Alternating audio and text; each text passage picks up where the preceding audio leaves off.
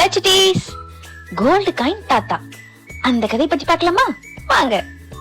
ஒரு சின்ன ஊர்ல தங்க தாத்தான்னு ஒரு தாத்தா இருந்தாரு. அவரோட வீட்டுல ஒரே ஒரு தங்க நாணயம் தான் இருந்துச்சு. அத டெய்லியும் பார்த்து சொல்லுவாரு, இன்னைக்கு தங்க ரேட்டு என்னமா ஏறி இருக்கோ. ஒரு நாள் ஒரு சின்ன குருவி பறந்து வந்து தாத்தா பக்கத்துல உக்காந்துச்சு. குருவி சொல்லுச்சு, தாத்தா இன்னைக்கு தங்க ரேட்டு ரொம்ப ரொம்ப உயர்ந்துருச்சு. தாத்தா ஷாக் ஆயிட்டாரு. என்னடா, நான் தூங்குற நேரத்துல இவ்ளோ பெருசாயிடுச்சா? குருவி சிரிச்சுட்டே சொல்லுச்சு, ஆமா தாத்தா, தங்கம் ஜிம்முக்கு போய் வெயிட் லிஃப்டிங் பண்ணிடுச்சு போல. தாத்தா உடனே நாணயத்தை எடுத்து பார்த்தாரு.